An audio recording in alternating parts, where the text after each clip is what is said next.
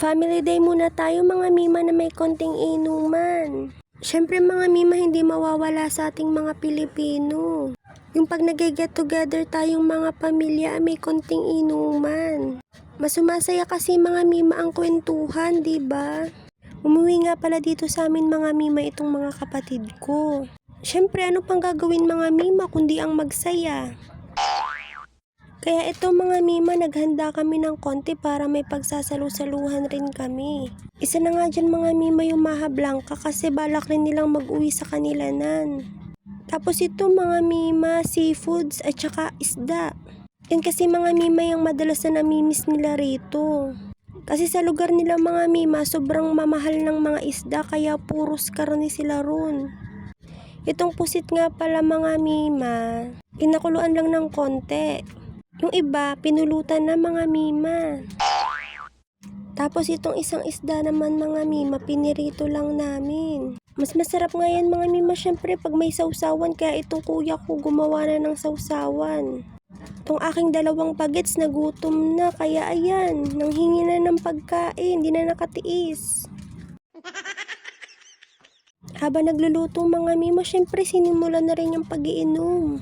Yan nga pala mga mima ang ate ko. 46 years old na yan mga mima. Diba batang bata, hindi mukhang 46, parang bagets lang. Sana all. Parang kanina lang mga mima, itong mga ito ay nagluluto. Abay mga hindi na nakatiis at nagkantahan na. Parang kanina lang mga mima akong kantang-kanta dyan at sila ang nagluluto. Abay ngayon mga mima, ako na yung nagluluto tapos sila yung nagkakanta dyan. Ang bilis ng transition eh.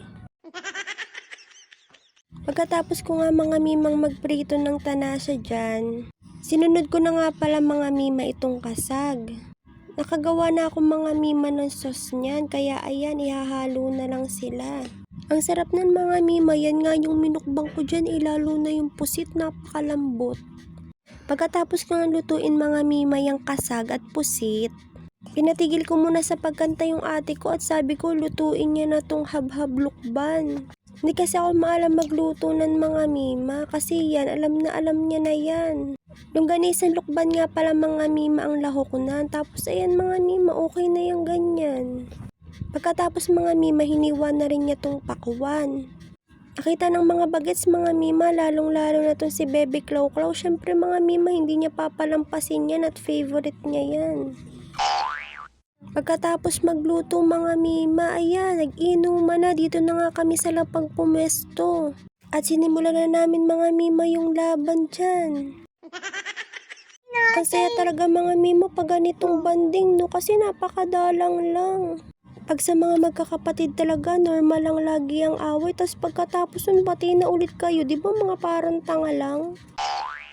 Diyan nga sa kasunod na part mga mima, tawan-tawa ko sa asawa ko kasi kahit nakakalong sa kanya ang anak ko, yan, go lang, basta makakanta't inom lang. Kung ika'y